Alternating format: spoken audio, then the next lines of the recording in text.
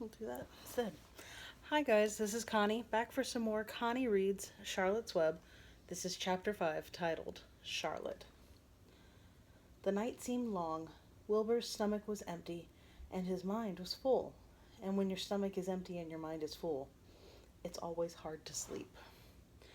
A dozen times during the night, Wilbur woke and stared into the blackness, listening to the sounds and trying to figure out what time it was. A barn is never perfectly quiet. Even at midnight, there is usually something stirring. The first time he woke, he heard Templeton gnawing a hole in the grain bin. Templeton's teeth scraped loudly against the wood and made quite a racket. That crazy rat, thought Wilbur.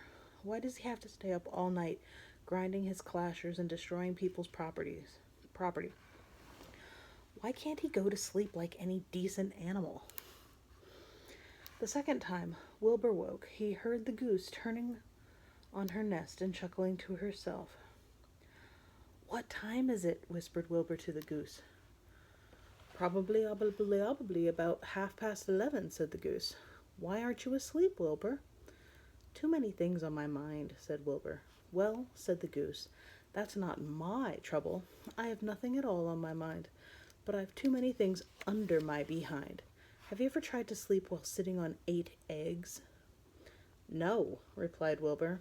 "I suppose it is uncomfortable. How long does it take a goose egg to hatch?" Approximately 30 days all told. No, 30 days, all told," answered the goose. "But I cheat a little. On warm afternoons, I pull a little straw over the eggs and go out for a walk." Wilbur yawned and went back to sleep. In his dreams, he heard again the voice saying, "I'll be a friend to you. Go to sleep. You'll see me in the morning." About half an hour before dawn, Wilbur woke and listened. The barn was still dark. The sheep lay motionless. Even the goose was quiet. Overhead, on the main floor, nothing stirred. The cows were resting. The horses dozed. Templeton had quit work and gone off somewhere on an errand. The only sound was a slight scraping noise from the rooftop, where the weather vane swung back and forth. Wilbur loved the barn when it was like this, calm and quiet, waiting for light. Day is almost here, he thought. Through a small window, a faint gleam appeared. One by one, the stars went out. Wilbur could see the goose a few feet away. She sat with her head tucked under a wing. Then he could see the sheep and the lambs. The sky lightened. "Oh, beautiful day! It is here at last. Today I shall find my friend." Wilbur looked everywhere. He searched his pen thoroughly. He examined the window ledge, stared up at the ceiling, but he saw nothing new. Finally, he decided he would have to speak up. He hated to break the lovely stillness of dawn by using his voice, but he couldn't think of any other way to locate the mysterious new friend who was nowhere to be seen. So Wilbur cleared his throat. "Attention, please," he said in a loud, firm voice. "Will the party who addressed me at bedtime last night kindly make himself or herself known by giving an appropriate sign or signal?" Wilbur paused and listened. All the other animals lifted their heads and stared at him. Wilbur blushed, but he was determined to get in touch with this unknown friend. "Attention, please," he said. "I will repeat the message. Will the party who addressed me at bedtime last night kindly speak up? Please tell me where you are, if you are my friend." The sheep looked at each other in disgust. "Stop your nonsense, Wilbur," said the oldest sheep. "If you have a new friend here, you are probably disturbing his rest, and the quickest way to spoil a friendship is to wake somebody up in the morning before he is ready. How can you be sure your friend is an early riser?" "I beg everyone's pardon," whispered Wilbur. "I didn't mean to be objectionable." He lay down meekly in the manure, facing the door. He did not know it, but his friend was very near, and the old sheep was right. The friend was still asleep. Soon Lurvy appeared with slops for breakfast. Wilbur rushed out, ate everything in a hurry, and licked the trough. The sheep moved off down the lane, and the gander waddled along behind them, pulling grass. And then, just as Wilbur was settling down for his morning nap, he heard again the thin voice that had addressed him the night before. "Salutations," said the voice. Wilbur jumped to his feet. "What?" he cried. "Salutations," repeated the voice. "What are they? And where are you?" screamed Wilbur. "Please, please tell me where you are, and what are salutations?" "Salutations are greetings," said the voice. "When I say salutation, it's just my fancy way of saying hello. Or good morning. Actually, it's a silly expression, and I'm surprised that I used it at all. As for my whereabouts, that's easy. Look up here in the corner of the doorway. Here I am. Look, I'm waving." At last Wilbur saw the creature that had spoken to him in such a kindly way. Stretched across the upper part of the doorway was a big spider web, and hanging from the top of the web, head down, was a large gray spider. She was about the size of a gumdrop. She had 8 legs, and she was waving one of them at Wilbur in friendly greeting. "See me now?" she asked. "Oh, yes, indeed," said Wilbur. "Yes, indeed. How are you? Good morning. Salutations. Very pleased to meet you. What is your name, please? May I have your name?" "My name," said the spider, "is Charlotte." "Charlotte what?" asked Wilbur eagerly.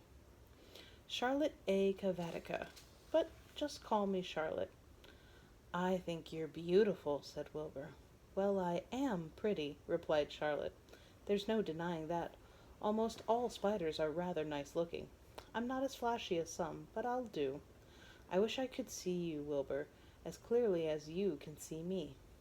"Why can't you?" asked the pig. "I'm right here." "Yes, but I'm nearsighted," replied Charlotte. "I've always been dreadfully nearsighted. It's good in some ways, not so good in others. Watch me wrap up this fly." A fly had been crawling along Wilbur's trough, had flown up and blundered into the lower part of Charlotte's web, and was tangled in the sticky threads. The fly was beating its wings furiously, trying to break loose and free itself. "First," said Charlotte, "I dive at him." She plunged headfirst toward the fly. As she dropped, a tiny silken thread unwound from her rear end. "Next, I wrap him up." She grabbed the fly, threw a few jets of silk around it, and rolled it over and over, wrapping it so it couldn't move. Wilbur watched in horror. He could hardly believe what he was seeing, and although he detested flies, he was sorry for this one. "There," said Charlotte. "Now I knock him out, so he'll be more comfortable." She bit the fly. "He can't feel a thing now," she remarked. "He'll make a perfect breakfast for me." "You mean you eat flies?" gasped Wilbur. "Certainly. Flies, bugs, grasshoppers, choice beetles, moths, butterflies, tasty cockroaches, gnats, midges, daddy-long-legs, centipedes, mosquitoes, crickets, anything that is careless enough to get caught in my web. I have to live, don't I?" "Why, yes, of course," said Wilbur.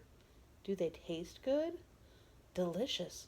Of course, I don't really eat them. I drink them. I drink their blood. I love blood," said Charlotte, and her pleasant, thin voice grew thinner and more pleasant. "Don't say that," groaned Wilbur. "Please don't say things like that." "Why not? It's true, and I have to say what is true. I am not entirely happy about my diet of flies and bugs, but it's the way I'm made. A spider has to pick up a living somehow or another, and I happen to be a trapper. I just naturally build a web and trap flies and other insects. My mother was a trapper before me. Her mother was a trapper before her. All our family have been trappers. Way back for thousands and thousands of years, we spiders have been laying for flies and bugs." "It's a miserable inheritance," said Wilbur gloomily. He was sad because his new friend was so bloodthirsty. "Yes, it is," agreed Charlotte, "but I can't help it. I don't know how the first spider in the early days of the world happened to think up this fancy idea of spinning a web, but she did, and it was clever of her too. And since then, all of us spiders have had to work the same trick. It's not a bad pitch on the whole. It's cruel, replied Wilbur, who did not intend to be argued out of his position. Well, you can't talk, said Charlotte. You have your meals brought to you in a pail. Nobody feeds me. I have to get my own living. I live by my wits. I have to be sharp and clever, lest I go hungry. I have to think things out, catch what I can, take what comes. And it just so happens, my friend, that what comes is flies and insects and bugs. And furthermore, said Charlotte, shaking one of her legs, do you realize that if I didn't catch bugs and eat them, bugs would increase and multiply and get so numerous that they'd destroy the earth, wipe out everything? Really? Said Wilbur. I wouldn't want that to happen. Perhaps your web is a good thing after all. The goose had been listening to this conversation and chuckling to herself. There are a lot of things Wilbur doesn't know about life, she thought. He's really a very innocent little pig. He doesn't even know what's going to happen to him around Christmas time. He has no idea that Mr. Zuckerman and Lurvy are plotting to kill him.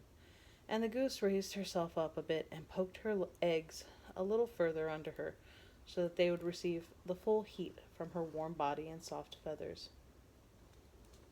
Charlotte stood quietly over the fly, preparing to eat it. Wilbur lay and closed his eyes. He was tired from his wakeful night and from the excitement of meeting someone for the first time. A breeze brought him the smell of clover, the sweet-smelling world beyond his fence. Well, he thought, I've got a new friend all right. But what a gamble friendship is. Charlotte is fierce, brutal, scheming, bloodthirsty, everything I don't like. How can I learn to like her, even though she is pretty and, of course, clever? Wilbur was merely suffering the doubts and fears that often go with finding a new friend.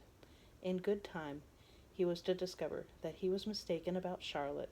Underneath her rather bold and cruel exterior, she had a kind heart, and she was to prove loyal and true to the very end. And that's the end of chapter 5. Be careful with that and enjoy, please and thank you, and I will see you for the next installment. Have a great one.